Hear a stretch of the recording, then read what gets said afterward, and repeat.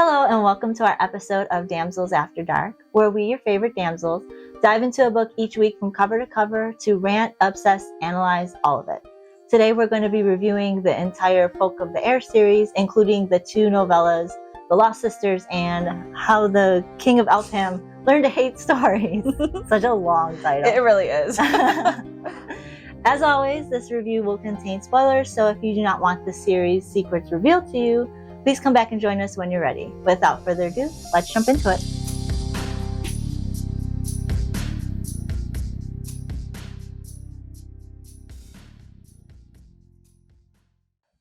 So we just wanted to take a moment before we started and we dove into it to thank all of the few of you who have watched us thus far as we conquered this series. We have been trying our hardest to really get our audio on point, and it's screwed up a couple of the episodes. It did the Queen of Nothing really dirty. It did. And these books are so wonderful too, so I feel like we just didn't give it enough energy that we wanted to, because we had so many like technical issues and uploading issues. And I don't know if you have noticed, the beginning intro for the last two episodes was not great. Those were piecemealed together, but we're learning, we're growing, we're doing our best. Yes. We have some changes coming up for how we're doing the formatting. It's so much better in our opinion. I think so. Yeah, we're going to narrow it down into chapters for each book. So that'd be nice. If you look at our upcoming calendar, you'll see our new book, our next book with chapters laid out. So you can follow along much easier with us. Yes, and the series themselves, or our shows themselves, will be much more condensed. So we're hoping to not exceed an hour and a half. That's our max, but we're hoping to keep them an hour.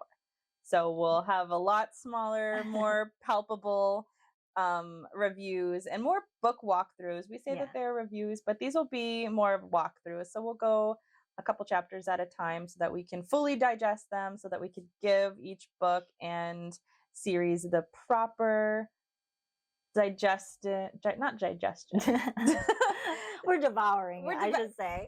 I mean, we are. Yeah, so we're devouring each book, and we're just like wanting to make sure we give it, like you said, the justice that it deserves. Exactly. Or maybe even the ranting that it deserves. Exactly. Oh man, could you imagine how much we could have torn apart? Yes, our first series. Oh my god, our the first Kingdom episode. of the Wicked. Yeah. If you're following along with us and you watch those episodes, then you'll know just how much we just despised those books. But man, we really could have dug into them. It was like a bad good book though. Like I liked it to talk about because there was so much to talk about. There was, and it was there was so much to talk about. It was funny. It was the perfect book to dive into as the first book. I did love it. I loved it, and I hated it. I'm never going to read it again. I would never recommend it, but I loved trash talking it. I recommend it only so that people You have to give it the caveat when you recommend it, though. Like, you'll probably hate this book. Yes. I'm like, but there are some good parts. And some people love it, though. So yes, you don't. Maybe they do. Maybe they're gonna like it. I don't know, but yeah, it's gonna be great. The next few episodes that we have coming, and it's gonna be like a transition starter to how our next few episodes after are going to be. So please, like, if you have any ideas or thoughts, definitely comment and let us know. We definitely want to hear from you. We are doing nothing but growing. And if we try this too and it sucks, we're going to grow in a different direction. Yeah. But yeah, we're super excited. We hope you stick around with us some more and sort of watch us as we stumble along and learn until we get perfect. But yeah, I guess without further ado, we can officially jump into it. So I'll be reading the series synopsis so that we can, of course, give our spoiler-free review of it. And I'll just jump into it. The Folk of the Air series follows Jude Durante as she navigates through the most mystical, magical fantasy realm that we have ever read about thus far. Jude and her sister Taryn, along with their older sister Vivian, were brought to this world known as Elfham and lived under their father Madoc, who is the Grand General to the current sitting king. Despite the fact that they grew up as part of the gentry, even going to school with the prince himself, Jude and Taryn face many obstacles as mortals in a world of magical creatures. Mortals in this world are used mainly as servants and essentially breeders, since many of the creatures cannot bear children so easily. Though some mortals have made it to higher stations, most are detested and looked down upon by the folk, as they call themselves. The youngest prince, Prince Carden, and his troubling group of friends are no exception. and they taunt and tease the twins until one day Jude decides to fight back. And from there, the real story begins. Oh man. Oh, it's so Yeah, it is such a great series. Mhm. It really is.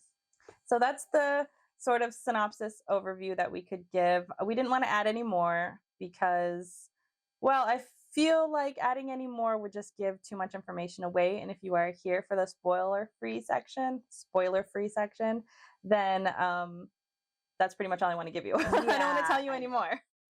It wouldn't be good. It wouldn't be good. It would ruin a lot. It would. So all that to say, overall, we'll just jump into our reviews. For me, the entire series review is a 5 out of 5. I have never had a whole series be 5 out of 5 before. Every single book in the series was flawless. I think Holly is a fantastic writer. Oh my God. Yeah. I can't praise her or this book enough. I know. honestly. I loved it too. I would agree. 5 out of 5. The only series just everything about it, the interactions, the growth, the character development, the world.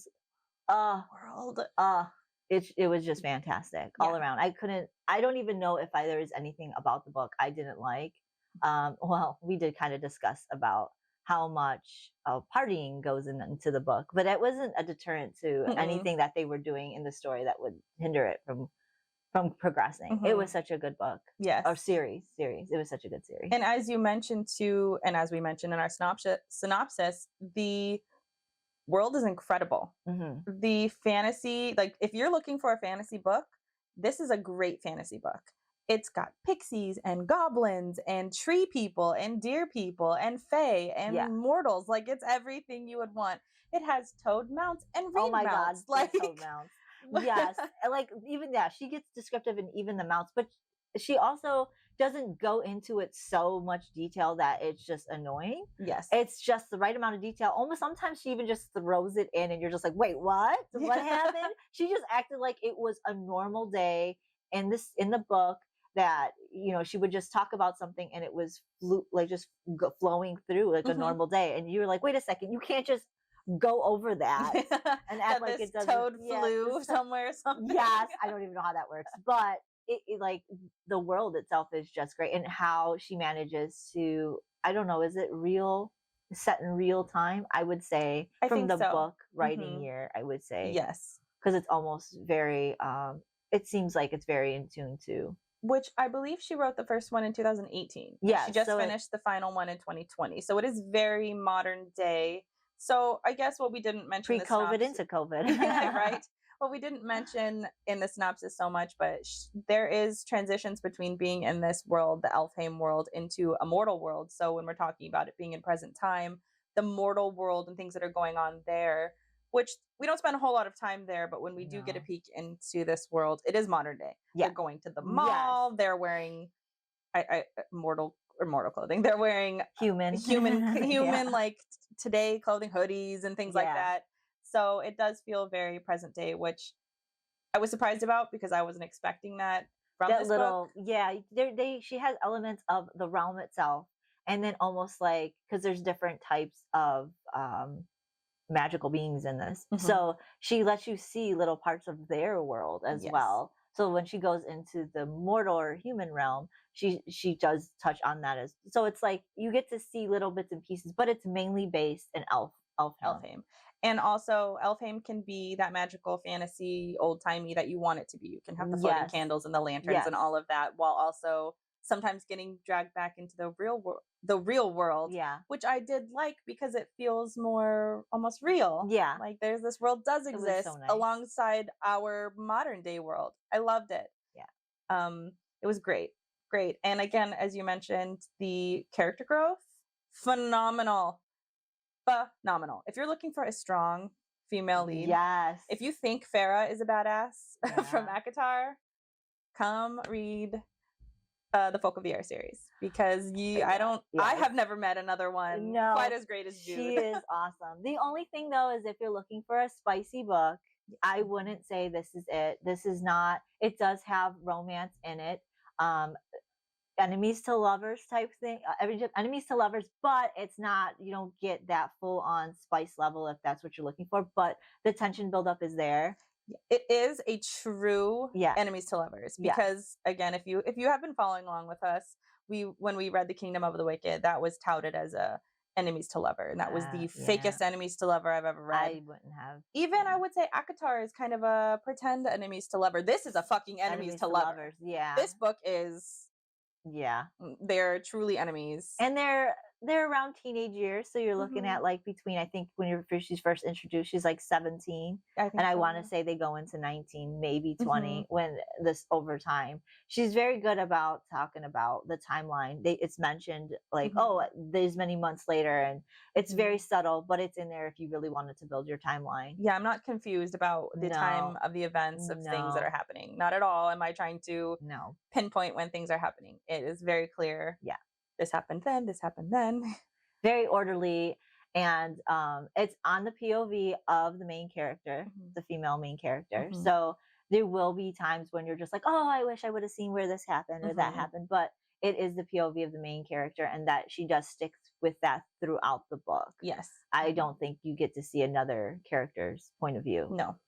And another, it does do no harm whatsoever. No. It's great. It's meant to be that way. And neither does the lack of spice. And we have talked about this in maybe book 2 and book 3 reviews, that when we were given the opportunity to have the spice, I didn't want it. I did not want it. So if you're looking for a spicy book and that's only what you like to read, then this might not be for you.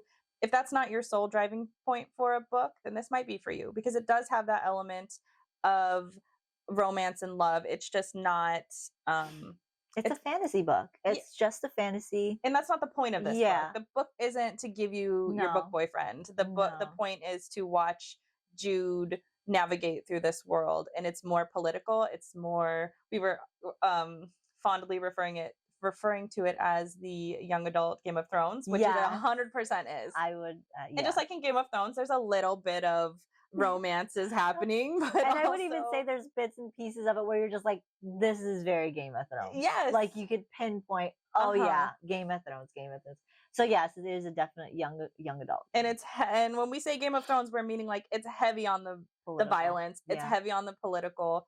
So just know that going into it. Maybe the violence might not be your thing, but there is a good amount in here, I would say. More than I was expecting for a young adult novel. Not. There's right early on, I think in the first book. Too, the first book in like 4 pages in. I couldn't believe, yes. And what happens into that book too, I couldn't believe it. Every book, there was a violent scene, an extreme violent scene.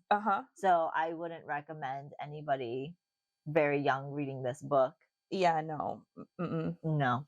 Even though that's not our target audience. No, that's not our target audience. But if you want to recommend it to your preteen, I would read it first before you would. Because I know it's considered young adult, but I wouldn't say young adult. No, I would say maybe 15 and up, probably, because there's not a lot of spice. But again, if you're it's more of the tiptoeing around the violence, it is there. But other than that, everything is great. It's everything a wonderful book. So great. I don't have anything bad to say about it. The writing style, everything about it was just wonderful. Yes. Even the books, the hardcovers are gorgeous. They are beautiful. If you were to look it up online and you were to take the book cover off, you would see a foiled design of each book's main subject. I would say.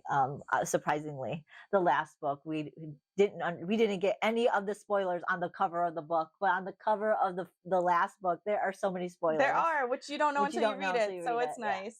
It's they're beautifully made. They're just all of it, everything about it. I mean, from literally from the cover to the substance, everything was thoroughly thought through. Everything was perfected. I don't think that there's plot holes, at least none that I was really, at least obvious enough that I'm like, what happened here? There was no plot holes, but there is stuff that you would be like, oh, I really wish I would know more about this. Yes. And the novellas don't cover it either. They don't. So sorry if you're looking for the novellas which we'll talk about, but sorry, the novellas will not really give you any more. One continues after the fact, and one is a POV of the sister, but it does not give you anything you feel like you've gotten. No, you feel better about. In fact, I think I hated her more.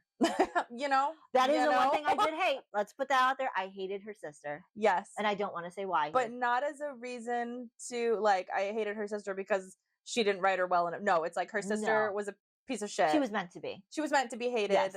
And Yeah. I almost feel like she tried to redeem her through the novella. She did And not. for me, I was just like, no, I still No. fucking hate her. So I don't know if I feel like you're right. I feel like the novella was meant to redeem her, but honestly, I hated her more. Yeah. I And we'll hated dive her in. more. We'll dive in a little bit more Yeah. to the when we move to our spoilers. Yes. But overall, Holly. Oh my God. Wonderful. Like I don't, and I thought maybe I liked them so much because I hated the Kingdom of Wicked so much, but once you get to like the second book and it's still Yeah. hitting hard, and then I get to the third book and you're still hitting hard, like I can't. 100% it's you. Yeah. Great author. Great author. I want to read everything that you write from this point on. Yeah. I know that she's produced a lot of things Previously. I don't know that I'll dive far back, but I want to go along with her on her journeys forward because phenomenal. I can't. I will recommend this to every person ever. I already have. And we are right now. Yes. Yeah. So 100% great. Spice zero, but Yeah. it's okay. You don't need it. You don't want it. You don't need it. But I don't have any more to say for non-spoilers. Do you? Oh no, I really want to dive into the spoilers, and I hope you stick around to dive in with us. Understand if you can't, but please read and join us back. Yes, do that. All right, so let's dive in then. Spoilers. Yes, Let's dive in. Spoilers. We should put a glowing sign. Spoilers. It's like coming up from the ground up. Spoilers. Neon sign. Yeah. So, do you have favorite and hated parts? I do not have any hated parts, but my favorites, I would like to go for each book what my favorite is, but I'm just going to go overall favorite, the whole series. I love when she kills Valerian. I love when she stuffs him under the bed, thinks about how he's there, and then was inconvenienced at the fact that she had to bury him. I did love that. It. I loved that part as well because it's so out of the blue. It was. I'm not expecting this girl to be killing. First of all, well, he came to her. He did come to her. Yeah, and he tried killing her, so he deserved it. Oh, 100%. I didn't expect her to kill him. I didn't expect it to be a classmate. I didn't expect her to do anything. No. And then out of nowhere, boom, she fucking killed him. She's stuffing him underneath the bed. She's thinking about how his body's gonna rot. My favorite part. I would say it's probably one of mine as well. I think I would have to go with that one as mine. I don't know how else to describe what I actually no. Sorry. Go ahead. I do have a better. Okay. That's not my favorite part. What's your favorite part? My favorite part is when she captures Carden and she takes him into that room and she has the dagger to his throat and she kisses him. That's the best part for me. I cannot forget about that part. For me, I'm like falling out of my chair at this because never, and I think I said this in book 1 too, but never have I ever read a book where the male love interest is scared of the female. It's always the other way around. To death. Scared to death of her. Yes. And she's the one with the magic. And he's the one with the magic. He's the one who's the prince. He has the higher station. And here she is like, oh, you can't stop thinking about me or whatever led up to that scene. Yeah. And like literally has the dagger and kisses him. I literally fell out of my chair. It was great. It was great. I laughed so hard. I was like, this girl, she's the best. Yeah. Everything she did, the whole series, just everything marvelous. I want to like bow to her. I need to. Speaking of, I don't know if you've ever heard the podcast called "Call Her Daddy." No, I've never. I feel like this is a "Call Her Daddy." That's what I was thinking all day today. I'm like, I would, Jude, call her daddy. I've never heard that, but yes, now I feel like that needs to be a part of our. We need to have a "Call Her Daddy." Call her daddy list. Yeah. That could be our badass bitches. We'll just call it "Call Her Daddy." Because Jude, whatever podcast is, thank you for giving us that idea. Thank you for that. Thank you. We'll just go ahead and absorb that. Yes, and I agree with you as well. There's no hated part. No. I have no part in here that I was... other than just hating on the character for the character, not because it was written wrong, but just because I don't like her. Yes, it was meant to not be liked. So she was, and it did it well. Yeah, because I hated her. Yeah. I mean, I don't know if she wanted me to hate her as much as I hated her. But I hated her almost immediately. I hated her and I hated Locke as a team. The moment they deserve to be married. I'm indifferent about Locke. I don't like him per se, but I like him. I like that Tarrant killed him. I do like that Tyrion That's killed my him. also, I would say, on my list of things that I liked, I would say that was number 5 in the list of things that I liked, Yes. is that because when she said to Jude that she killed him, I was just like, Shocked. that was your Shocked. purpose. That was your purpose. That was your was purpose. That was only- your karma. That was your karma. That's Yep. the only thing I needed from you. Yep. I will say that, sorry, I want to continue my thought. I do like Locke in the same way that I like Maddox because they're such complex characters. They're meant, yeah. I like that I dislike you, but I also kind of like, I want to know what the draw is to Locke. Yeah. I want to know how he's getting these bitches. Like, how did you Right? pull Jude?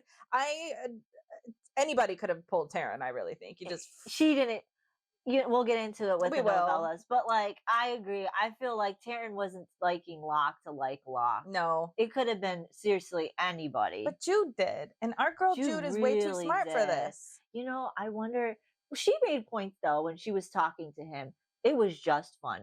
It was just fun. Sometimes a good, smart, intelligent woman will still choose a guy for fun. Yeah. And she even She said knew it wasn't going to It's last. just for pretend. She just didn't think it was going to be that manipulative. Yeah, she didn't think her sister was going to betray her. No, she didn't think. And you know, why would she? Why would she believe any of that stuff? Even though she was messing around with a group of people who treated her like shit. Mm-hmm.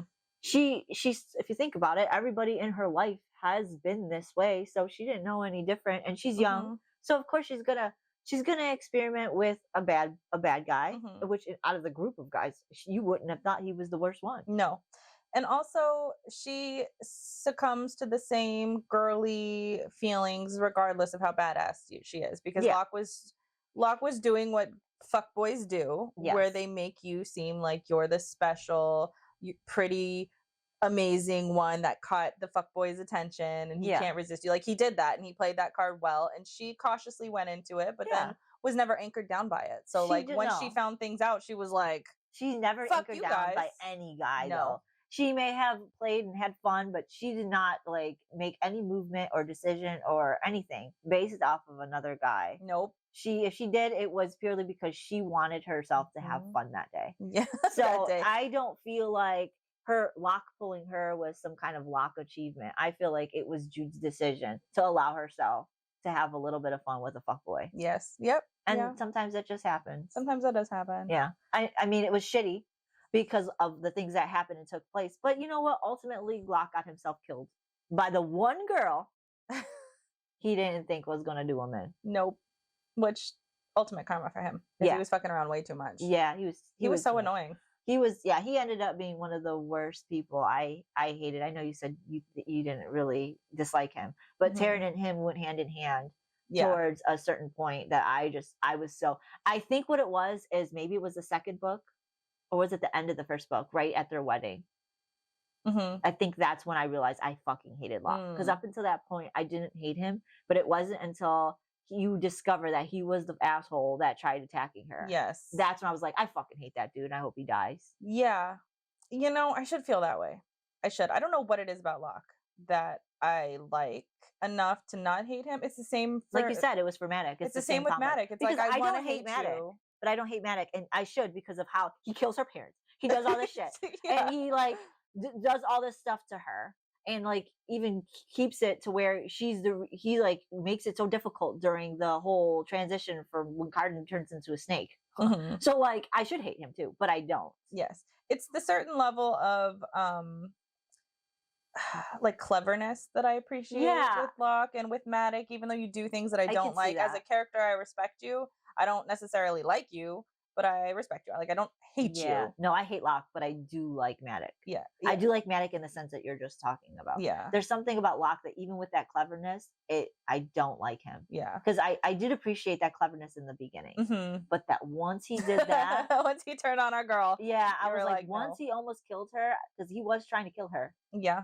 That's when I was just joking around that he wasn't. Yeah, no, we see you, Locke. Yeah, I was like, fuck you, man. I don't like you at all now. Whatever. I feel like I appreciate Maddox, mostly because he is truthfully who he is throughout, and so is Locke.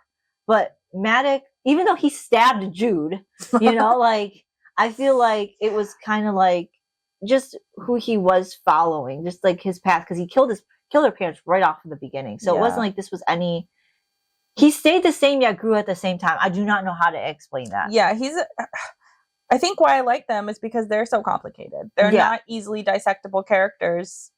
And like Taryn for me is an easy dissectable character. She's dumb. I don't like the decisions that she makes. Even after reading the novella, I still don't care. Yeah. I still don't like you. I think you made every wrong decision you could possibly make. But the two other ones, they're just, I mean, Locke isn't as great as Maddox in this sort of sense of these complex characters. But if we're talking about Maddox, like he is a complex character. I can't. Yeah, he did stab. He did all of the bad things too, but at the end of the day, he also did the good stuff, which we only hear about. We didn't get to experience because these were all things that they did growing up. Him teaching them, but he also showed some signs of it. Like there was always whispers that if Locke hurt Taryn, Maddox was going to kill them. Like, so he clearly cared, but he did, but in his weird, abusive, toxic way. Yeah, and it's almost like he is a creature in the sense that he couldn't control this dire need for power, and it didn't matter who was in his way for it. If it was his daughter, he was going to stab her and kill her because that's just what he needed to do to gain his power. Yeah, like that's all Maddox cares about. He has his goal, and she did too in a way. She did, because she was also backstabbing him. So it wasn't all Maddox backstabbing her, but she was also backstabbing him because she found out that he was going to try and rule through Oak. She could have just let it happen. She could have. And it, she just didn't want Oak. But how does she know that he would have mistreated Oak during that time? She doesn't really know. She just took a chance to be like, I'm not going to let him be able to do it. Because he hasn't actually shown signs of being a shitty father towards them. Because none of those kids were his kids except for his oldest daughter. And she wanted nothing to do with them. In fact, he's shown the opposite. He showed nothing but caring and loving, and told her several times, like, hey, don't do this, don't do that. Plotting and planning, which you don't realize until she decides that she's going to put Carden on the throne. But there was plotting and planning the whole time. Like when she wanted to go be a knight, he was like, no, don't do that right now. Wait till the new king is crowned. Yes. Like he's been trying to protect her from her own bullshit. Because he was going to make her a knight. You know that. Yes. And then, so I think you're 100% right. And I think when we see him switch to more of the evil and stabbing her, it's when she has officially declared herself on one side as him. And he's on one side, and he has nothing else to do but go forward with his plans. He keeps wanting her to come back. Even like, before he stabs her. Yeah. And then when he does stab her, he's like, come with me. Yeah. I will heal you. We'll work together. Like he desperately did want his children to work beside him. But also at the same time as a strategy, because he knows that they lie. They know this, they know that. What Prince Dane was doing to her. But she allowed Prince Dane to do it, but not her own father. Yeah. So it was weird to me that she would allow who also turns out to be a fucking piece of shit, Prince Dane. So yeah, I think it's complicated. I think you're 100% right. I think it's complicated for her because she has these feelings of loving him in the way that she can, but then also there's this anger that's in her, which he accepts responsibility for, because he even tells Taryn, Jude Taryn. Yeah, Jude Taryn in book 3 that, this is me. Put your anger on me, put that burden on me, because again, we're talking about her Taryn killing Locke. Put that burden on me because I'm the one who started all of this. So it's like he loves them. He wants nothing but to raise them as his children and continue to raise them up. But he even said, I would have been completely fine with ruling through you guys. Yes. But that's not what Jude wants. Like, no, I want to rule. And that's where he falls. He falls short, is that these are his kids. And also you want your kids to rise. Yes. Like, these are your kids, so that you should know that they also too just want to rule. They don't want to rule or have they don't rule. Want you to rule. You train them well. No, you train Jude. Yeah, Jude is your offspring, 100%. Prodigy. She's his prodigy. That's the better word. And she's also, your prodigy. Even though Taryn didn't fall completely into his footsteps, she ultimately does. Yes, by resorting to the same measures. I think, like I said, Carden made this really good statement in one of the books. Your family. In your family, you guys don't always have to kill to whatever. It's not the answer to everything. Yeah. And you just like, you don't know what you're talking about. Yeah, go away. Yeah, I think this complexity is so good. Yeah. It's so thought out. The complexity from both Maddox and the roles he has to play here, and also Jude having to deal with semi-loving the father who's been great to her, but also slaughtered her parents in front of her. Like, that's rough. And then dragged her here to Elfheim, and then also maybe didn't protect her the best way he could have in the respect of mortals in Elfheim. But I think that is sort of an issue that is just through all of the Fae, or not the Fae, I keep calling it all the folk. Yeah. Because Vivian has the same shortcomings when it comes to protecting her sisters and things like that, because they don't understand what it is. But all of that is so complex. It was so perfectly done. Yeah. 100%. I agree. It was beautiful. Yeah. I love all of the characters except for Taryn. Taryn. Fucking. Yeah. So should we jump into the novellas? Yes. Okay. So I think we should talk about the Lost Sisters first, because that is between, I think, the first book and the second book. Is that right? Yes, it is. Okay. I think she wrote that right after she wrote the first book. Yeah. So we didn't know. I don't think we didn't know until after, like, we were in the last book, or maybe even book 2. I don't know. I just know we decided, we'll just read it after, thinking that it wasn't meant to be read in between, but it is. So if you haven't read it and you are kind of just watching us to watch us, we should have talked about this in the spoiler-free ones. But anyways, it's read the first book and then read the Lost Sisters.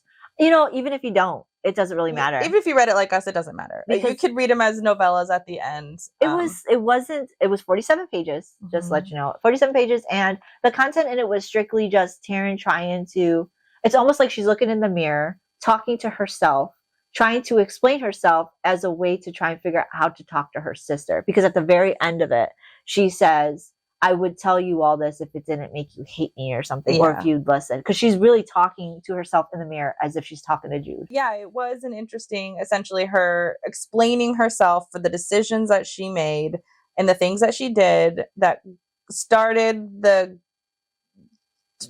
posse hating her. Yeah. And hating Jude.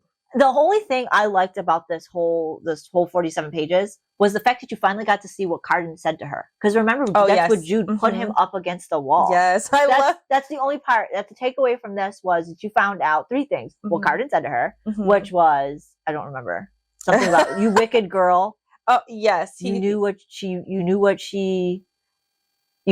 it was you. We knew that it was you all along, but you allowed us to hate Jude over it. Yes. I don't think that. Yes, I think you're right. I don't know exactly what he said, but that is what. Yeah, he said wicked girl. He says, like, I know why. I see why Locke likes you. You're a wicked girl. Yes.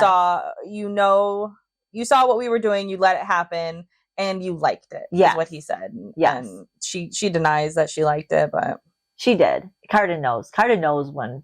Because he's used to seeing that pleasure. She did like it though, because she liked the idea that he was doing this to protect her. Yeah. So even if it was at the cost of her sister, which makes me question how I'm supposed to like her after hearing her explanation, because at the end of the day, the explanation is that she knew that they, maybe we're not explaining, but we'll explain that essentially her and Locke have this relationship. She's explaining their relationship, how it came to be. He slipped a note in her bag or something about what would you do if I was under your window at night or something like that. Yeah. She goes to Viv and asks, how do I respond to this? Help me respond. Viv helps her respond. Essentially, they establish this relationship where he comes like fucking Romeo and Juliet to her balcony every night. On the 3rd night, she fucks him.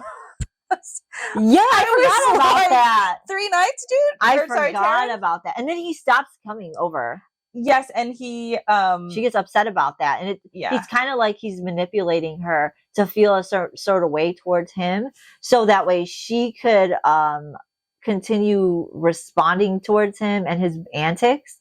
Yep. He even takes her to some kind of revel outside.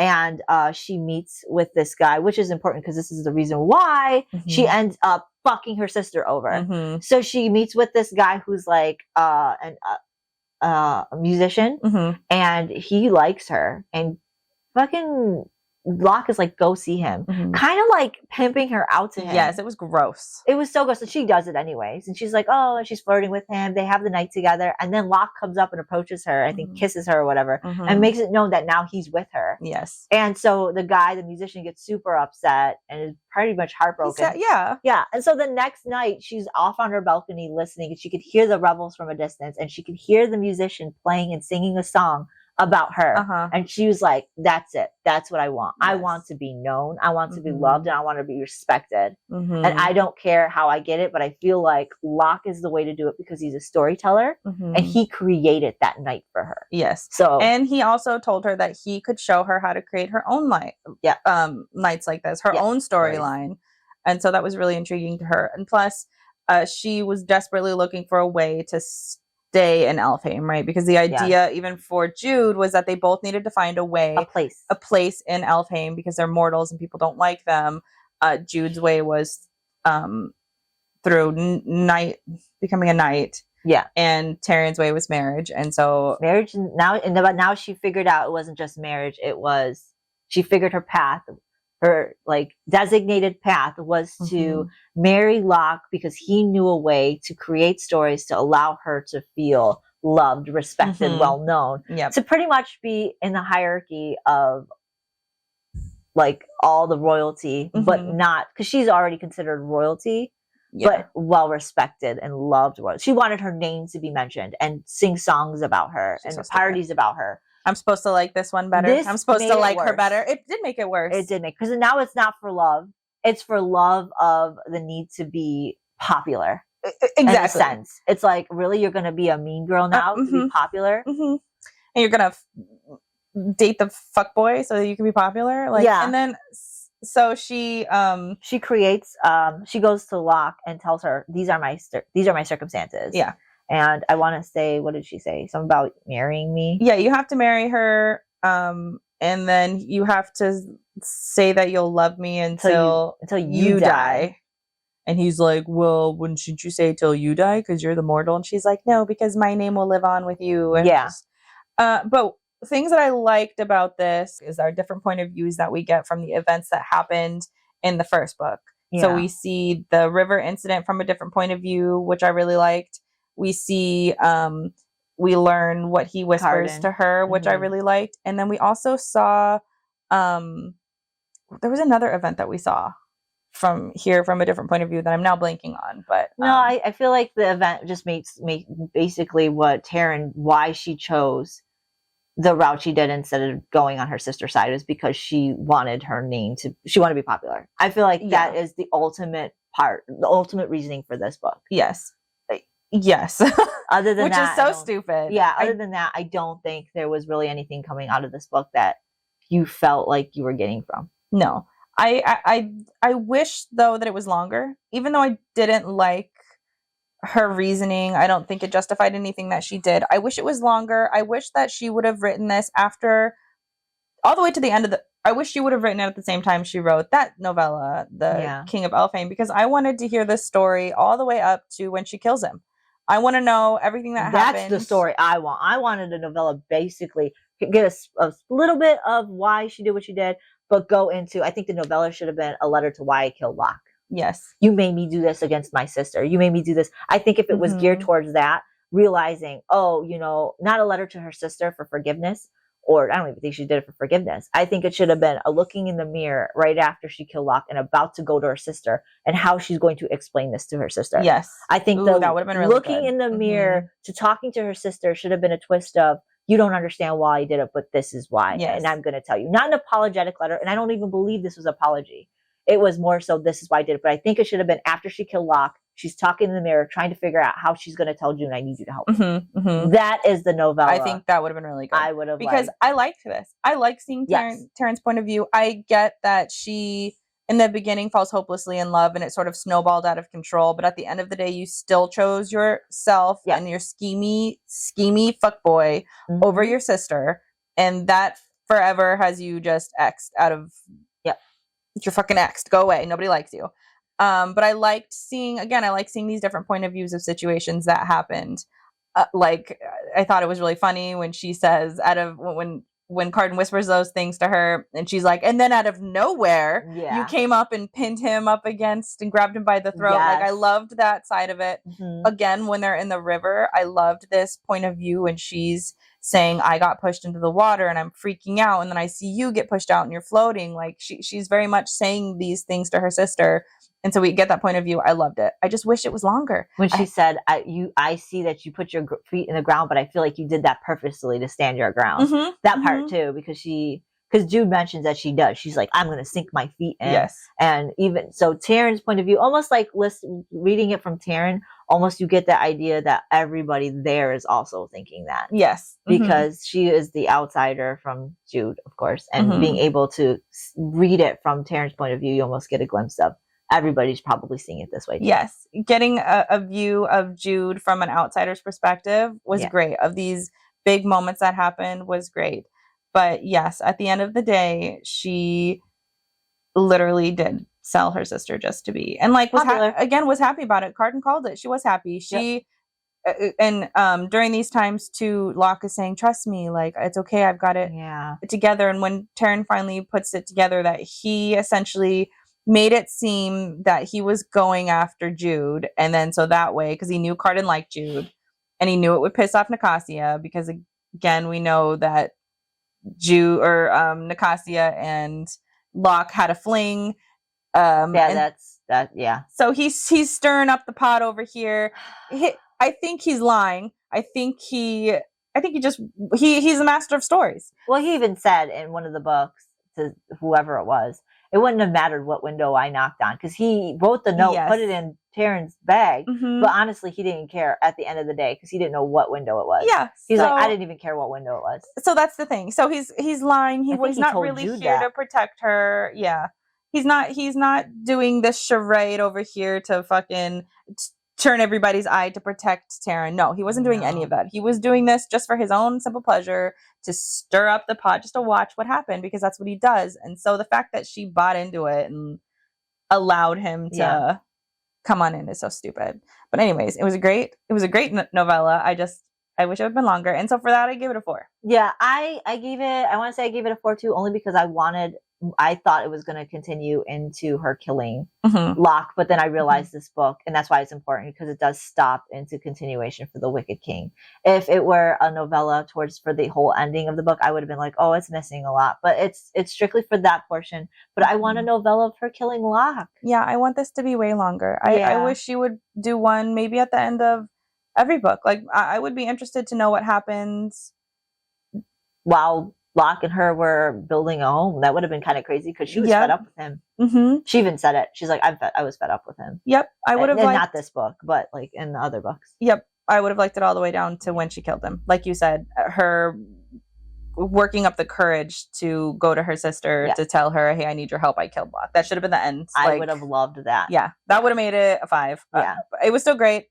One thing I did also like was the random touch about the like murder that happened in the real world. I love that she brought that up, that she said that there was a story about how this massacre happened in this house, and then where'd the girls go? I think that was, and they've never been found. That was a story, storytelling. Somebody told us about Mr. Fox. I forget about that. Yeah, that was an actual storytelling. She said somebody told her this story, and it was supposed to be like not, what are those, like a Brothers Grimm story. Yeah. That's what it was supposed to be. It's about Mr. Fox, and it's actually an intriguing story, but she's comparing it to her mom.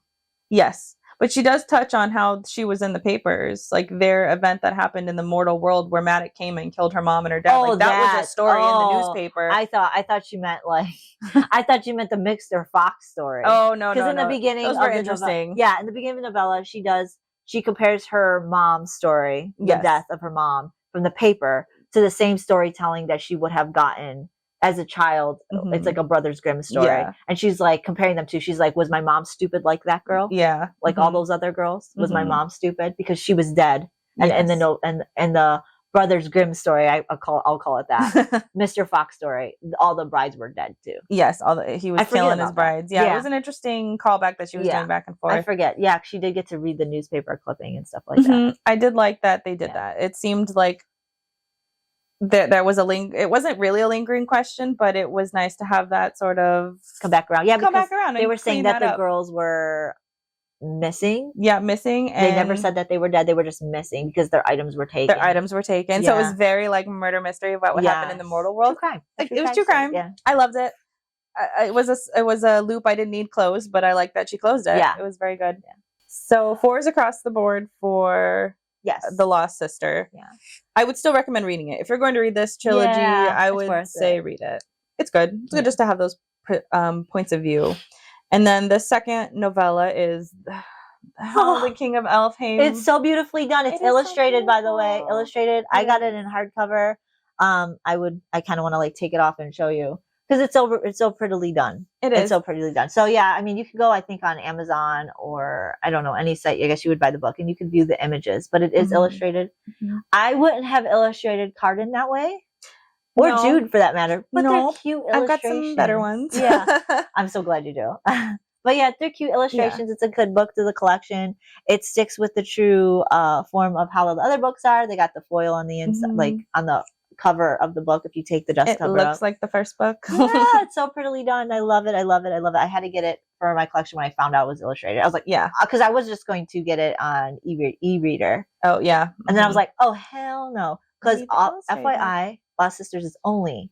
It is. Yes. Yes. It's only that way, which makes sense. It's 47 pages. Yeah, it does make sense.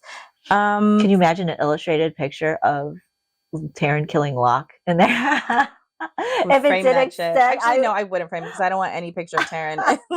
I got Jude. That's close enough. I don't like either one of them, but it would have been funny. Yeah, it would have been funny. This book was an interesting one. I liked it. I did really like it. It kind of goes through. I think we start off right away with right after, like, it's present day. It goes right into like their next get together. Jude and Carden are heading back to the mortal realm, and they're supposed to meet with the guy, old boss. Her old boss who was helping her be an assassin. Mm-hmm. And Carden's making quips to her about like, is this how we normally go to the mortal realm? Mm-hmm. Which he's been there several times, by the way. Mm-hmm. But he's like, is this how we're normally going to do this? And can you please promise me that you're just not going to kill anybody? You don't like this anyways, and don't even seem to like this guy that we're going to go meet. Mm-hmm. And she's like, pretty much, shut up. Yeah, and he's also like bitching about like, what if you fall asleep and the reed horse goes away and you fall into the water? Yeah. Like little cute things like that. He's just being so overbearingly like adorable. Yeah, I love him. I like. So this book it goes through that sort of quest situation for a little bit, but then it breaks it down into other chapters, like flashbacks. Carden gets a moth drunk, and that'll be a whole like little book, and then Carden learns this, and that's a whole little book.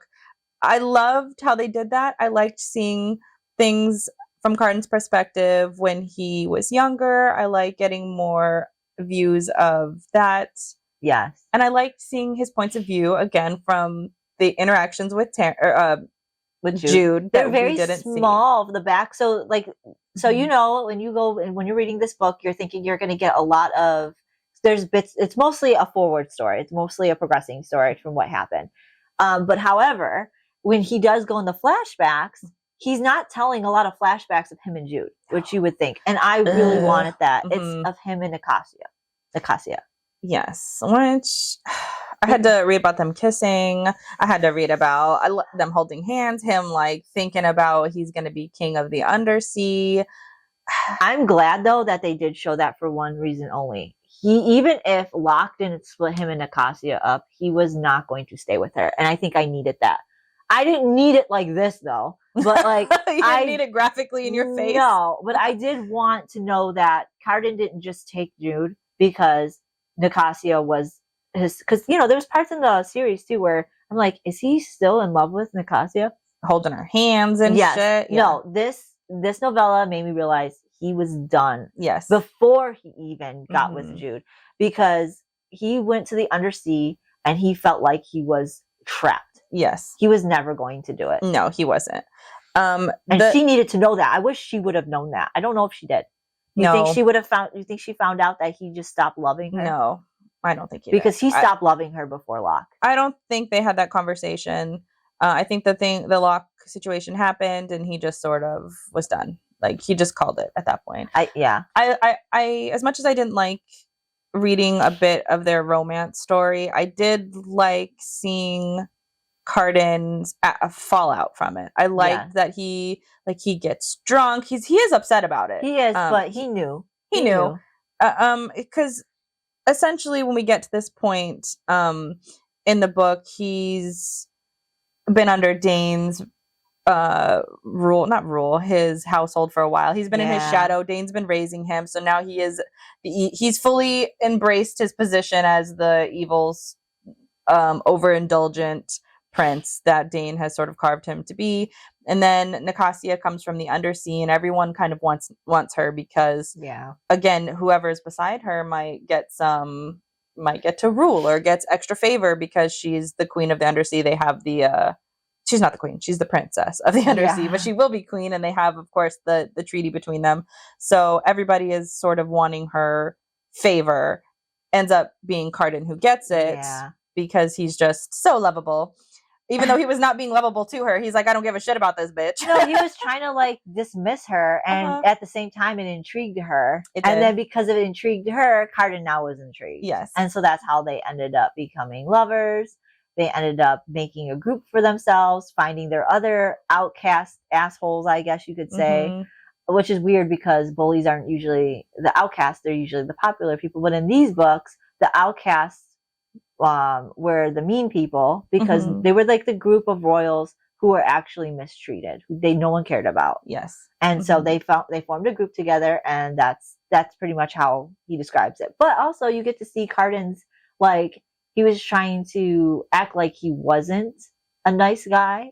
You get to find out how he actually did help the humans and when it started. Yes. And that's when the malt drug. And then it's that's a little bit. And also that it's more than just Jude. He was having, because he is a nice guy. Like he's nice. He's being mean, as most bullies do, to cover up the hurt and the emotions that he's feeling, because he was forced to be mean, and he has to live with that. And I think that hurts him, being mean. So he has to be meaner to cover up those emotions, because he's hiding those emotions. And that's why he's drunk all the time, which makes total sense, because he's trying to drink these emotions. He's trying to be mean about these emotions. He's avoiding all of these emotions that he's having. And also, I love the fact that he's still having emotions for Jude while he's with Nicasia. Even before he was with Nicasia, he's like, I don't know why I'm thinking about her.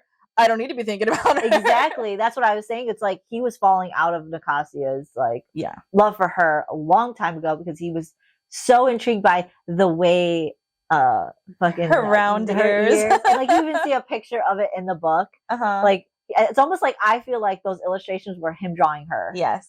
So I mean, you see it, but it's like, this is him. In my head, it's him drawing her. I mean, he wrote her name a million times.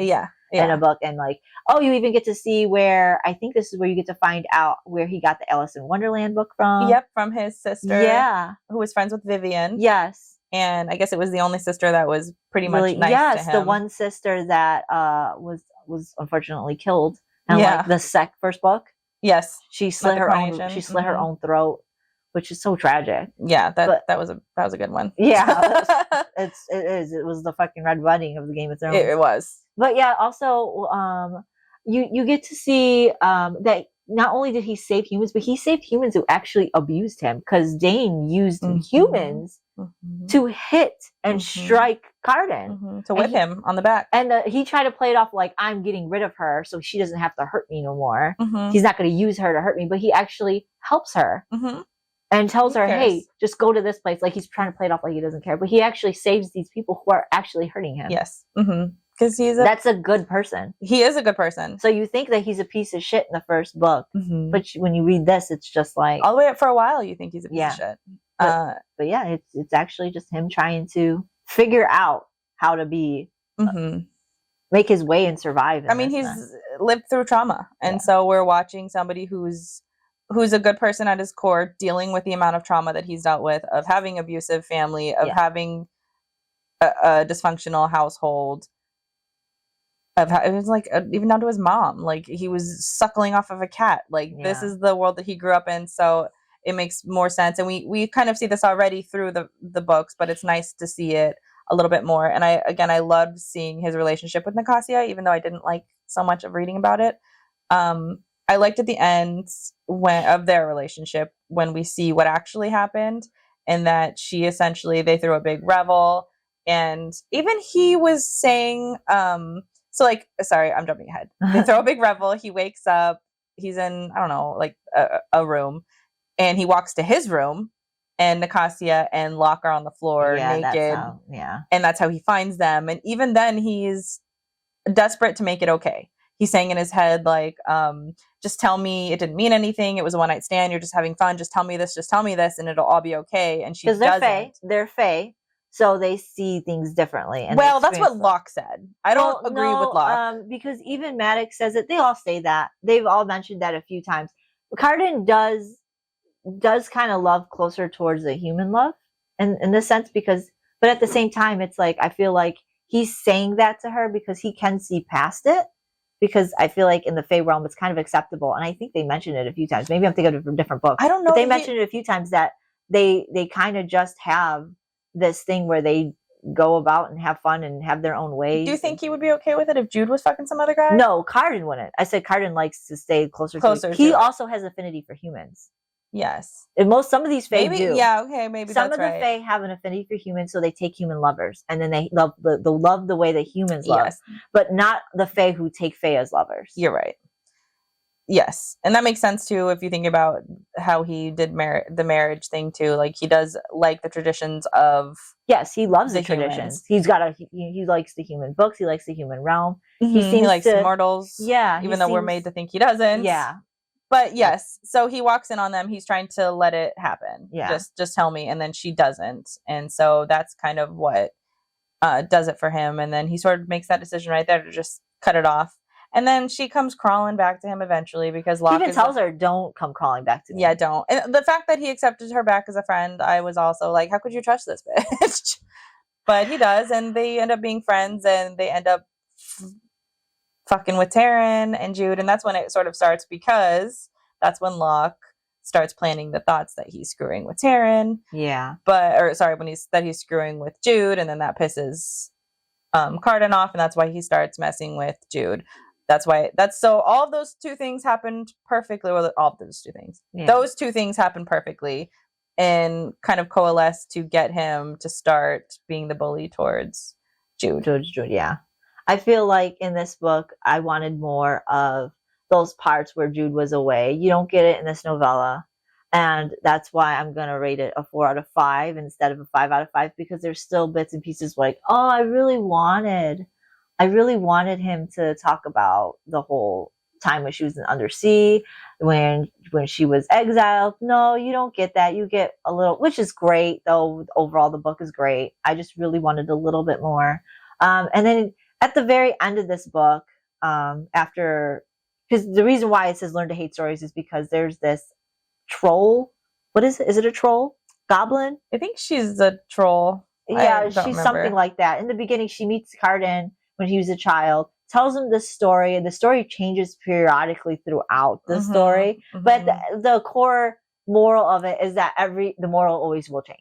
Yes. The moral is constantly changing to suit whatever story or life lesson you're learning at that point. Mm-hmm. And so I don't want to have to say all these stories because it constantly changes. Yes. But it's basically about a boy who goes to a king who's going to meet the daughter who's like a beast. And the beast changes, will only change if the guy will marry her and not be afraid of her. Can't be afraid, because if he is afraid, the beast will eat him. Whatever. Yes.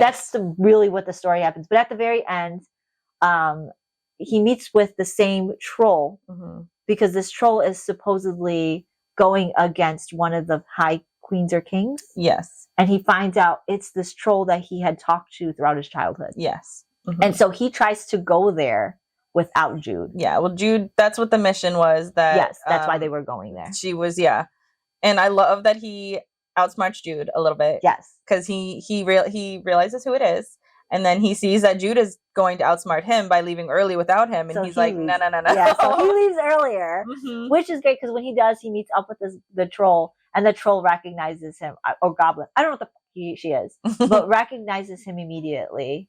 And she kind of throws him off guard and gets him in this pit, and kind of like trying to stall to I don't know why she's stalling, because she's the one that needs to leave. She has to be a troll because she turns into a stone. Mm-hmm, yeah. So she's trying to, I think she's trying to leave or escape or whatever. Well, she's trying to kill him when he falls. So there's something in the yeah, she tells him to come over, and he starts walking to her and then falls into the hole, and he's like, Jude would have never done this. Yeah. And then she starts stabbing at him with something, and I think there's a chair down there, and he's deflecting. Yeah. And then he's sitting here saying, I need to stall her. So he starts telling the story again, and then she's like, I don't have time for your story. And then he's changing it along the way. I already know the ending to the story. Oh, I don't think that you do. I love what he says to her, though, about, because after he tells her the story, he's like, because she's like, oh, you're stalling because you're trying to get Sun up. He's like, no, I'm stalling because I know you've heard of my wife. Mm-hmm. Always with my wife's going to kick your ass. I know. But the funny thing is that it's just another story he's telling because he really isn't waiting for Jude. Nope. He's waiting for Sun up because she starts to panic. She's like, oh, fuck yeah, your wife is crazy. Your wife is going to kill me. Yep. And so she starts panicking. In the process of that, the sun comes up. And turns her to stone. Yeah. Well, and then Jude he shows up. Flips her. He uses his powers. That's right. He uses his powers. And that's how he gets out of the hole, too. Yes. He gets out of the hole and switches their place. He gets her into the hole, and then she's there. Yes. And then she turns to stone underneath there. And then Jude pops up. Jude pops up like, what the fuck are you doing? And he's like, look, I did it. Look, I did. I did a quest by myself. I didn't die. Yeah. Oh, that's great. Oh, and it's because he fell. The reason he didn't use his power earlier is because when he fell down there's like bits of iron. Yeah. And so it really was affecting him, and it singes the folk. The magic in them, yeah. Mm-hmm. So he had to like find a way to garner his energy and whatever magic again. And it was while she was distracted that he had the opportunity to hone in on it. Oh, it was so cute. I love that. I know you've heard of my wife. Even Grima Mog. She even defeated Grima Mog. And she's like, oh shit, you're right. Fuck my and now Grima Mog works for her. Yeah. She's like, so that whole thing was just great. I do love that. Anytime he's like, my wife, though. Yeah. She's a badass. Have you seen her? I love that he describes her like that. Yeah, me too. As a force to be reckoned with every time. And that's how he holds her up. Like, he is 100% like, she's way better than I am. And he believes it. And yeah. And it's because he was scared of her. Yeah. So it's like, it's great. It's great that this is their interaction. And I don't know if he's telling Jude, like, I used your name. Oh, yeah, no. I don't think he did. Which is almost even better because it's not like he's doing it for her. He's doing it because he really, truly, not only does he admire this about her, but he absolutely believes it. He's lived through it. Yeah. He thought she was going to kill him at any moment. Yeah. Like the whole time she had him as a hostage. I do agree with you, a 4 for this one. I really want to know what happened while she was under the sea. Why wasn't I given that? Holly, I need to know that whole month that she's under the sea, what his mind was, because they weren't a thing yet. They were barely scratching the surface of their relationship. I would love to know how panicked he was. Or even when he exiled her. I want to know that too. Like, I want to see at least a glimpse of the letters. The letters? Oh my God, just one letter. Just give me one letter. I also want to know what was one letter. I also want to know what he was thinking of when Maddox took her back to the teeth, and I want to know what happened that day when he was killing them soldiers. And then I want to see his panic of, I need to get Roach. We need to go rescue her. I want to see all of that, and I didn't get that. I do enjoy the stories that I got. I wanted a little bit more. I wanted a little bit more too. Like 2 more chapters, 3 more chapters would have been great. Yeah. But, well, it's such a great book still. It is. 4 out of 5. I mean, out of all the books, the 2 novellas get 4 out of 5s, and that makes sense. I mean, they're just novellas, but still, I wanted the novellas to be a little bit different. I did too, because it's like she teased us so well with the different perspectives of things that I wanted more of it. Yeah. Like you did the novellas so well that I just needed you to give me more. Yeah, it was great. Your content could never end in this world. I know. So great. I loved it. I want more. I wouldn't be opposed if she did it like, oh, hey, I did a novella with the things you guys mentioned. I'd be like, oh yeah, eat that shit up. Eat. Yes, please keep them coming. More. more. We are never satisfied. Yeah. Which, is not a bad problem to have if you're so obsessed with your books. No. So yeah, I would recommend them if you're reading it. Again, I would throw in the novellas as well, just to sort of give a little bit extra here and there. But that's all I have to say about the novellas. Me too. All right. So now we're going to jump into some fan art that I've curated. We love fan art. Love fan art. I've done my best to find who drew these. I think there's 2 of them that I don't know who made them, and I'm so sorry. And if you know who it is, please put them in the comments. I am very sorry for the people who are on Spotify and Amazon Music who can't see this, but it will be in our YouTube if you want to come check it out. But also we have a TikTok too. I mean, we probably posted on that's TikTok. true. Yeah. We also have a Pinterest. Yeah. And I have these curated for the as a Folk of the Air board, so you can look at all of the art because I have a lot there.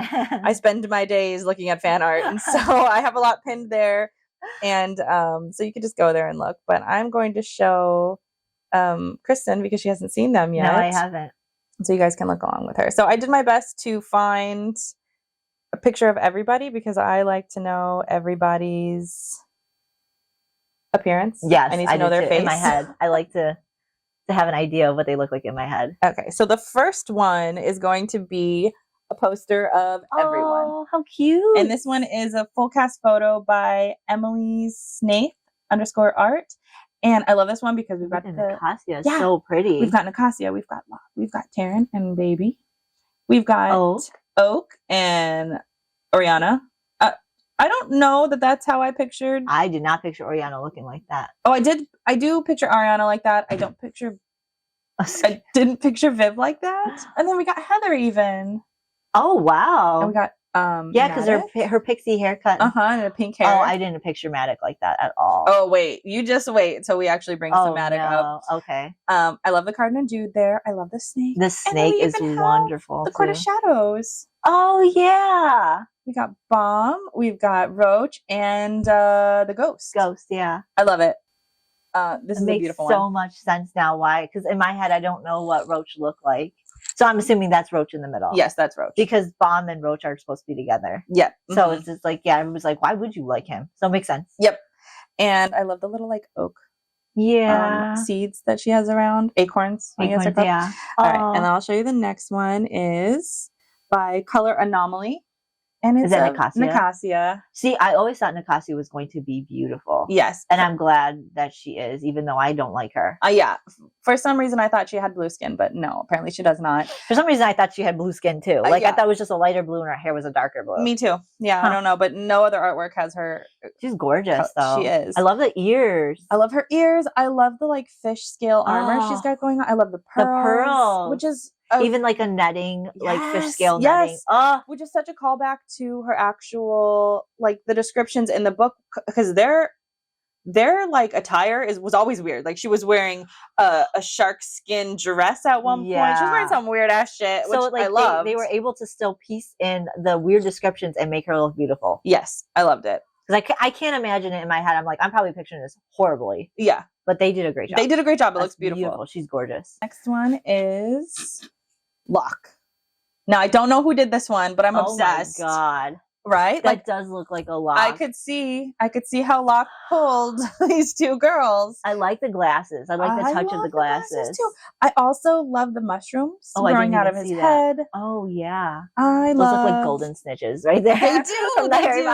I do. Whoever drew this, I'm obsessed with it. I love the golden black, though. I love the golden black. And his hair is like a reddish brown. He's attractive right here. I love it. Yeah. I love this one. Okay, next one is Matic. Oh, my God. And this is he by looks terrifying. Kaylin AI art. So it's an AI art. I know there's so much drama going on in the art community about AI art, but I liked this photo of him. It looks like him. Can you imagine him coming into your house and killing your parents? And then abducting you and taking you I would be terrified. And now he's your father figure?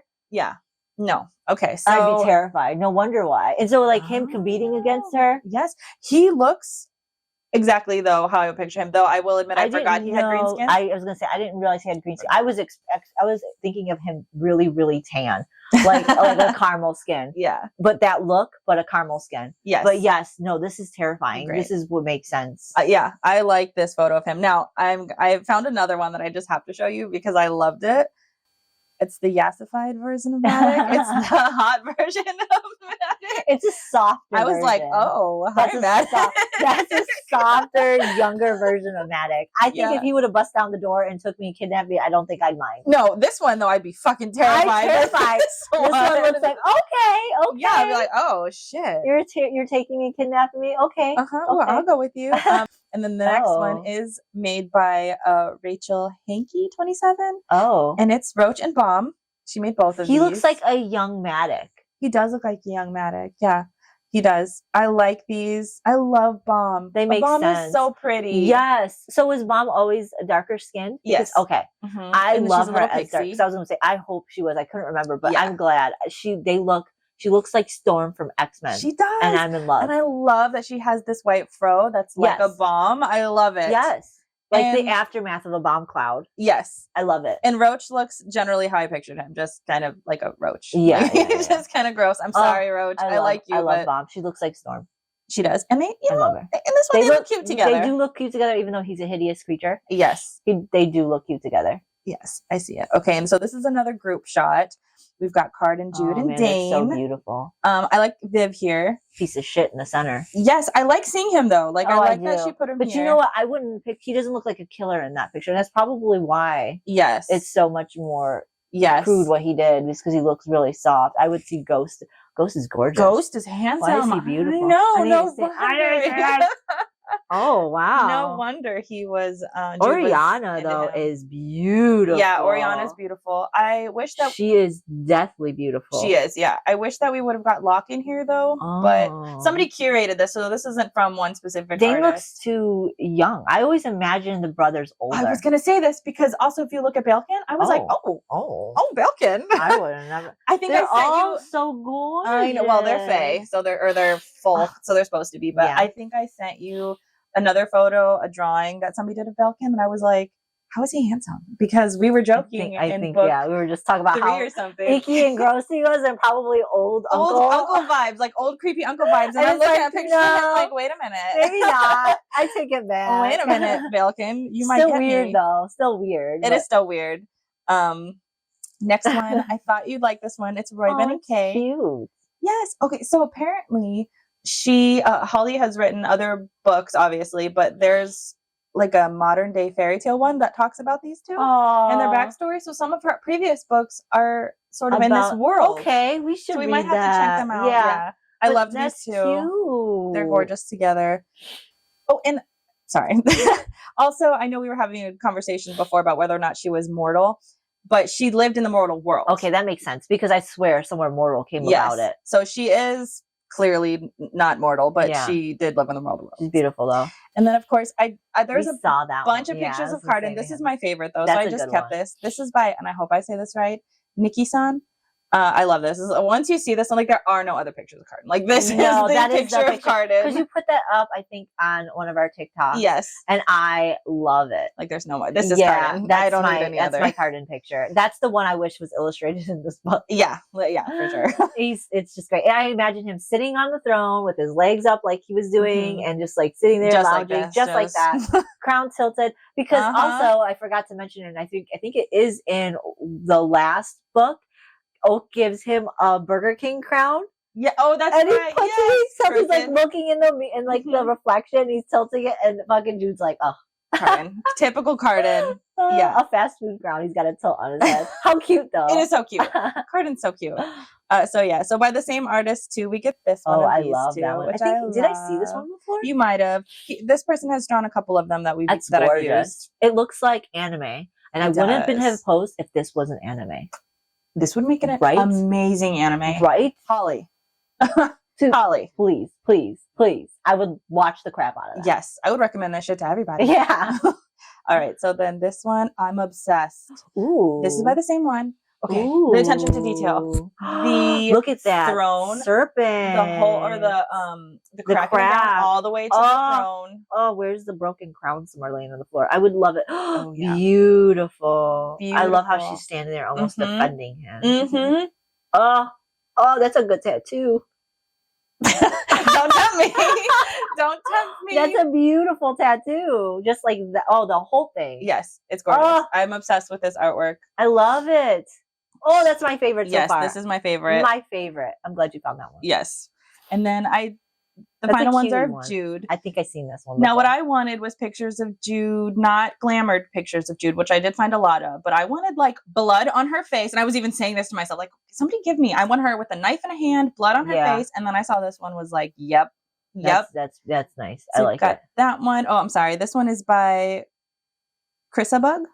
And then the next one is another, again, Is that I one needed Jude the too? blood. Yeah. So this one is by Melly Scribbles. And she said that this was somebody who had requested this, but then she Yeah. made a cleaner version for other people. But I love this one. The one with the blood is great because that's her family upbringing. Her dad, or her, Mhm. I should say, stepdad, dipped her fucking parents' blood in his hat, or Yep. his hat in her parents' blood. So come on, She like that's is who a savage. Yeah, she is. So those are all of them. I had to narrow it down. So again, there are more on our Pinterest board if you want to see more. And again, if you know anybody who did the 2 that I'm missing. But overall, I love seeing everybody's artwork. Yes, I love it was beautiful. I loved it. That serpent one. Yeah, that serpent one with the throne is my favorite. I think By far my favorite. Nikiti-san, beautiful. Yeah. Just the Great most job. beautiful for this book. Okay, so those were the pictures. I hope you guys enjoyed them. I also have some funny memes and jokes and things that I found quite funny. We don't have enough time to go over each of them, but I'm going to have them roll at the end. So as like little credits, you could see some of the funny things that we picked up. But I think the next thing that we want to talk about is just a brief overview of maybe some of Holly's new works that are coming out, which I think the next one in this sort of world is The Stolen Heir. Yeah. And that's Oak's story. I read a little bit of the synopsis on it. It looks really interesting. It's definitely, I was like, oh, is Carden and Jude going to be in it? That's what I really wanted to know. But I don't know. I don't know if they will. You don't really get a whole lot of the book synopsis, but it looks good. It's Holly, so. It is Holly. I'm sure it'll Same be realm. phenomenal. Same realm. The Stolen Heir is out. It's a duology. So there's another one coming up. Now, if you don't know, about us, we do not read books that are not complete. No, we can't do it. We can't. We've accidentally done it twice. And so many times I hated it. Yes, it's bad, and we refuse. So, you know, we're not reviewing The Fourth Wing. We're not going to do... Not anytime soon. No, not anytime soon. We need a complete series. So the next one I think is... Oh, shoot. I don't remember the name of the next one. I think it's like the Six of Crows, I believe. It's a duology. No, the next book we're reading? The next one in the Stolen Heir series. Oh. I forget what that one's called, but... I don't remember it either, but it's coming out soon, right? Or it's coming out next year. Oh, okay. So I am absolutely saying that this is going to be on our next year's review.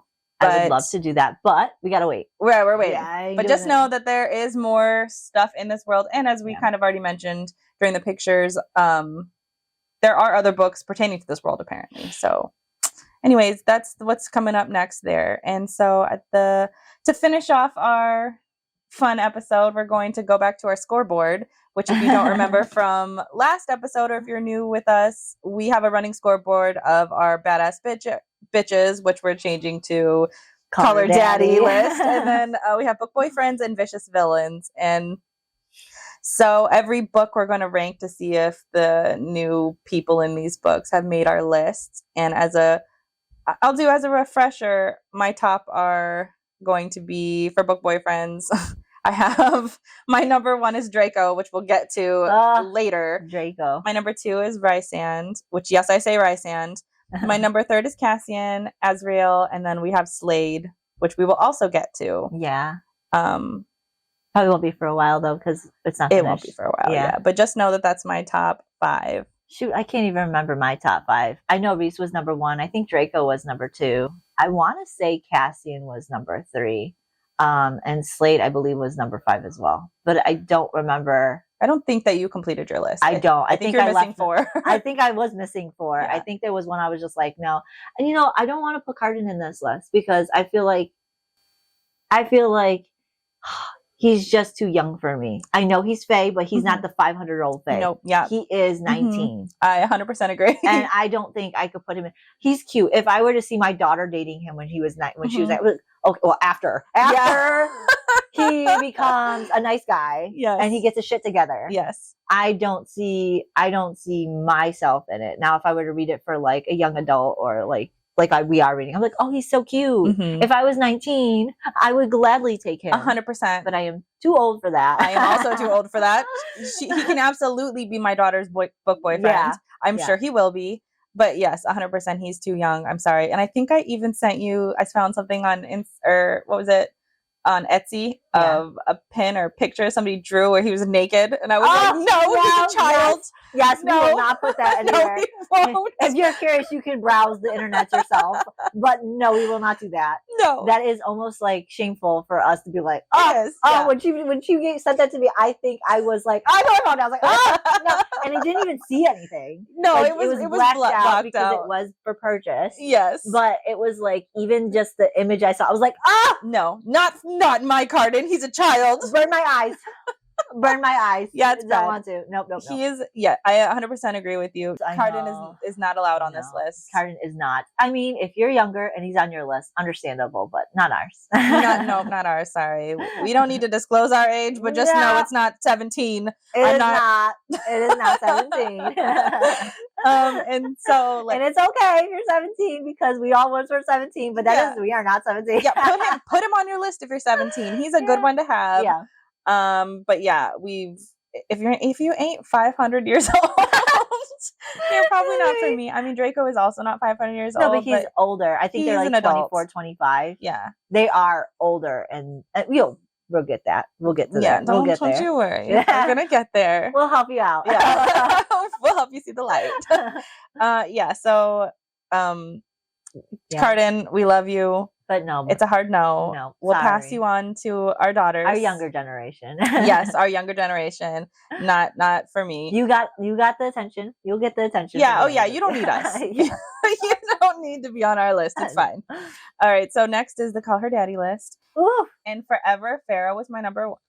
Yeah, Farrah. I'm gonna say it however I want to say it. I don't really give a shit. So Farrah, she was number one until I read this. Yes. And now Jude fucking karate kicked her right out of that spot. I think I put Farrah in my number 2 anyways.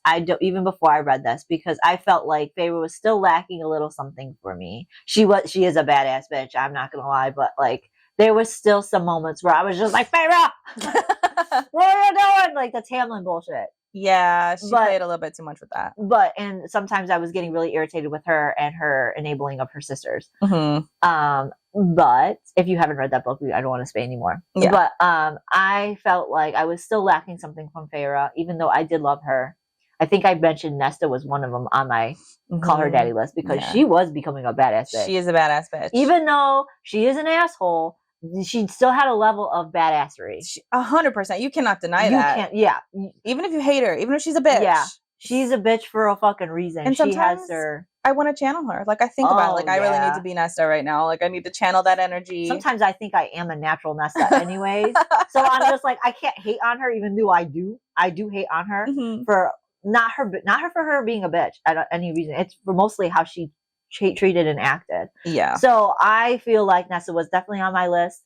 Farrah's on my list. Jude is top 1, but the rest of them, I have no idea what order I want to put them in. And I feel the reason why is because we didn't complete a series. And I feel like I need to complete a series for me to know how badass these Call Your Daddy women are. Yes, you're right. You are right. So I think Farrah was the first one that I was really intrigued by. I was like, oh my God. She was the first badass bitch I think I've ever read about. Yeah. Up until this point, because the rest of them, like, I'm reading about Bella Swans. And then out of nowhere, Farrah comes in and I'm like, oh my God, she's amazing. Yeah. And so that's why she'll always have a soft spot in my heart because she was like the first one here. I want to put Nesta on my list, but she's just so much of a bitch. And it's not even always that gets me because sometimes it's okay to do that, but she's just like overdoes it. Like you're doing it for no fucking reason. And so for that reason, I would put her at a 5, just to like Azrael, just as a placeholder. Yes. Yeah, Nesta. Yeah, I think I put her up there. I can't remember where, but I honestly sometimes when I read the book, I knock her down, pick her up, knock her down. But also, and I don't want to divulge too much of the other books, but the girls that Nesta hangs out with, and the last book, the Valkyries, they are beautiful also too. Yes. I think they're great badass bitches as well. So I'd like to put them on the list, but I don't know what order. Yeah. I have no idea. I'm kind of just throwing them on the list, like you said, as placeholders. Yeah. Because they are badass, and I believe that they should be on there. I just don't know what order. Mm-hmm. And I don't know. I have no idea. I agree. It's like back and it's forth. like water. It's moving everywhere. I don't know. Yeah. But Jude is definitely number one. Yeah. Oh, yeah. Without a question. Solidly Yeah. number one. I don't even know. Even Bomb would somewhere be on that list. But I just don't know if she fits, because I don't know too much of her character. I know more of Nesta, and I know more of Faerie before I could put Bomb. But Bomb is a badass bitch too. But I would say she would be my top 10, not my top 5. That's a good one. Yeah. I like that. I wish I knew a little bit more about Bomb too. Yeah. I would probably give her a higher ranking as well. Ooh, like knowing about what happened at the Court of Tea. Yeah. I feel like she did some badass shit. Mm-hmm. But I would still put her probably at like an 8 or a 9 on my list of 10. Same. I don't even know that I have a list of 10. I just put her down that low because she is, I think like my list of 6 to 10 would be more of a side character. Yeah. And I think that's, because I feel like they deserve something. Yes. They played a role. Yeah, I agree. Now for our vicious villains. Ooh. Now, we discussed last time too that this was going to sometimes overlap with our book boyfriends, because when we're reading books that are about the villains and stuff, it happens. And so for me, Slade was number one. It was a tough call between Slade and Draco, but I like Slade's powers. Slade's got more, and I think we did vote the same on this. Yeah. Because I think Slade was awesomely powerful. Yeah. He has some crazy powers, and I can't wait to read, because we pretty much finished the series. Except for one book, yeah. Yeah, so like, and this is for the Plated Prisoner series. Yes. Sorry. So we know what he's capable of from the book we read. I don't want to give spoilers, but yeah, in my opinion, he shows more powers, he is the villain. He says he is the villain repeatedly, and so does Draco. Yeah, he does. So, but the thing is with them is they're not the villain to the people that they love. Yes. That's just, they are, and they really world. Accept that they're the villains. And so Draco and Slade right now is my number one because of the power. Yeah. Draco is number 2 because we also read it, and we know that it's thoroughly completed in the fan fiction. Yes. It's Draco fan fiction, by the way. Yeah, please don't think I'm Draco, talking about Harry Potter Draco. I mean, it is, but it's not. It's fan fiction, which, we will talk about. But yeah, the thing is, Slade and Draco, in my mind, are equally as powerful. Yeah. But Slade has cool ass power, and we will get to the Plated Prisoner. I think the final book is coming in October, so we'll probably read. I think it got pushed out to January. Oh. Yeah, it was supposed to be July. That's why we read it, because we knew it was coming, and then I read on Google. I was like, no, it's got pushed out. Yeah, it's a good book. I cannot wait to discuss that one. So. I can't wait because I got some shit to say. Yeah, we got I got some shit. I gotta hold it in. Zip it up, hold it in. It's unfortunate sometimes that we are rereading some of these books, but also we want to set the ground for. Well, I mean, I have a love-hate relationship with rereading books, but we want to set the ground for a lot of these so that we can reference them later. And so like with this list, that you know exactly what we're talking about, why things are where they are, how we're rating things, and why. But yes, Slade's great. That's from the Plated Prisoner. Draco is from Manacled, specifically. Yes, hear that again. Manacled specifically, no other one. Fan fiction Manacled. In fact, probably start looking it up, getting ready to look it up, so you can join us in the next episodes. But yes, look it up, fan fiction. I cannot say her name for the life of me. I can't either. I'm so sorry. We'll practice it, but we'll probably have it written somewhere in all our things. So. And if you've been with us, we don't do names. We just throw some shit out there. Yeah. It sounds relatively like it. Yeah. But Draco is fan fiction. It is not the Harry Potter. I didn't never think I would be in love with the Draco. Me either. And I hate saying it because people are just thinking, and I'm like, no, it's a specific one. A specific Draco. Yeah. What do they call it? The Draco and Hermione love story. I don't know. Dramonis. So, again, names I'm not good with. I didn't know I was going to be one of those. I didn't either. I didn't even know this was a subgenre of... I love Harry Potter. I didn't know. I'm a big Harry Potter fan. I'm going to go all out with Harry Potter stuff. But you're about to see how big of a fan she really is. I'm so dorky about it. I love it. But I would have never pictured me as a Slytherin Draco type of love feel for it. I never would have either. I like never. Harry Potter, but I'm not like obsessed like I am. Yeah, I mean, I think I've read the first 2 books, and then the movies were really good, so I just watched the movies, and then that's pretty much it. But now I'm like dress me in Slytherin, please. All I want is Slytherin shit. Please, Bathe me snakes in the Slytherin. everywhere. Which has been so unfortunate because the Kingdom of the Wicked is snakes. This is snakes, and I'm like, no, I have a very specific person who's related to snakes. Stop it.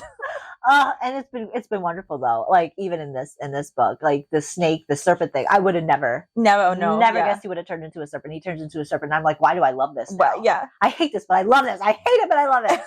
Everything's a snake. Everything's a snake. Yeah, that's the core through all of our books. Apparently, is men turning into snakes or being associated with snakes of some sort. Well, I mean, that's pretty snaky of them. Yeah, well, I mean, and it's like the temptation for Eve in the garden. You know, is that the whole thing? Yeah. Anyways, that rounds up pretty much our episode. Yeah. Next week, we will be reviewing Manacled fanfiction, chapters 1 through 5. If you don't want to miss us, we are on YouTube, Spotify, and Amazon Music. We post an episode every Wednesday at 5 p.m. Pacific Standard Time. So like and subscribe. And that's pretty much it. Thanks for joining us. Bye.